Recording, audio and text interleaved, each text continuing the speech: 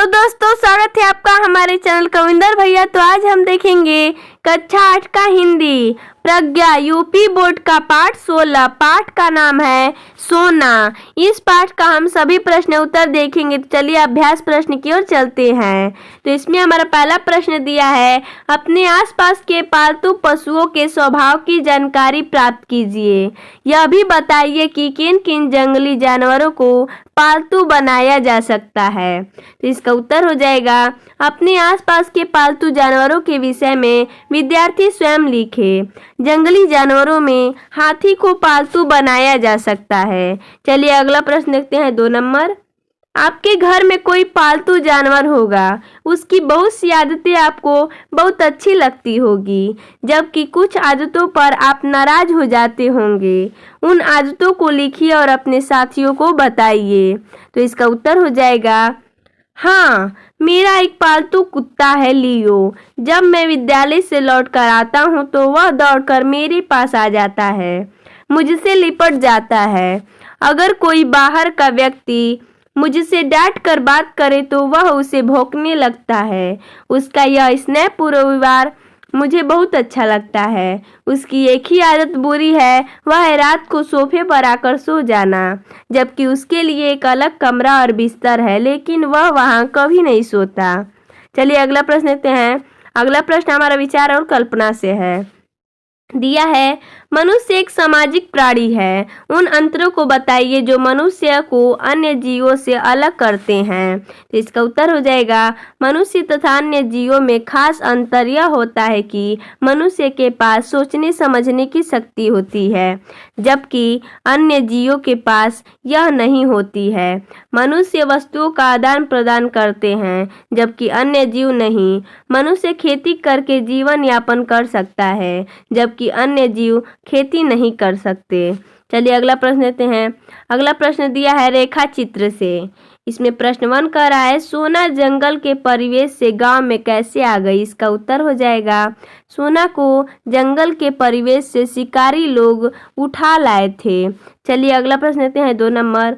इसमें दिया है, सोना को छोटे बच्चे क्यों अधिक प्रिय थे। तो इसका उत्तर हो जाएगा, सोना को छोटे बच्चे अधिक प्रिय इसलिए थे क्योंकि उनके साथ खेलने का भी अवकाश रहता था। चलिए अगला प्रश्न लेते हैं, 3 नंबर। दिया है, लेखिका के अन्य पालतू पशु कौन कौन से थे, वे सोना के प्रति क्या भाव रखते थे। तो इसका उत्तर हो जाएगा, लेखिका के अन्य पालतू पशु थे, एक बिल्ली गोधली, कुत्तिया फ्लोरा, 2 कुत्ते हेमंत और बसंत। बाद में इस पालतू परिवार में फ्लोरा के 4 पिल्ले भी शामिल हो गए। वे सब सोना के प्रति प्रेम भाव रखते थे। चलिए अगला प्रश्न देखते हैं, 4 नंबर। मैंने निश्चय किया था कि अब हिरन नहीं पालूंगी, पर संयोग से फिर हिरन पालना पड़ रहा है। वे कौन सी परिस्थितियाँ थी कि जिनके कारण महादेवी जी को अपना निश्चय बदलना पड़ा। तो इसका उत्तर हो जाएगा, लेखिका ने हिरन न पालने का निश्चय किया था, लेकिन एक परिचित महिला सुष्मिता के आग्रह पर उसे हिरन पालना पड़ा। सुष्मिता ऐसे व्यक्ति को ही अपना हिरन देना चाहती थी जो उसकी भली भांति देखभाल कर सके। लेखिका इस कार्य में अनुभवी थी। चलिए अगला प्रश्न लेते हैं, 5 नंबर। फ्लोरा सोना के संरक्षण में अपने बच्चों को सुरक्षित क्यों मानती थी। तो इसका उत्तर हो जाएगा, फ्लोरा सोना के संरक्षण में पिल्लों को सुरक्षित मानती थी क्योंकि वह सोना को अपने जैसा जानकर शायद उस पर विश्वास रखती थी। चलिए अगला प्रश्न लेते हैं। अगला प्रश्न दिया है भाषा की बात से। प्रश्न 1 कर रहा है, ग्रीष्मावकाश शब्द ग्रीष्म धन अवकाश की संधि से बना है। इसमें अधन अ बराबर आ हुआ है। नीचे लिखे गए शब्दों का संधि विच्छेद दीजिए। इसमें दिया है, देखिए यहाँ पर शब्द दिया है और हमने यहाँ पर संधि विच्छेद किया है। दिया है शब्द शैशवावस्था, इसका संधि विच्छेद हो जाएगा शैशोधन अवस्था। अगला दिया है छात्रावास, इसका संधि विच्छेद हो जाएगा छात्रधन आवास। आगे दिया है मध्यावकाश, मध्यधन अवकाश। आगे दिया है शीतावकाश, शीतधन अवकाश। चलिए अगला प्रश्न लेते हैं, 2 नंबर। भीतर बाहर और स्नेह प्रदर्शन समस्त पद है, इनके विग्रह और समास के नाम हैं। भीतर और बाहर द्वंद्व समास तथा स्नेह का प्रदर्शन। तत्पुरुष समास निम्नलिखित शब्दों का विग्रह कर समास का नाम लिखिए। दिया है शब्द मृग समूह, हाथ मुंह, उतार चढ़ाव, व्यथा कथा। देखिए इसका उत्तर हो जाएगा शब्द है मृग समूह, इसका समास विग्रह हो जाएगा मृगों का समूह, इसका समास हो जाएगा तत्पुरुष।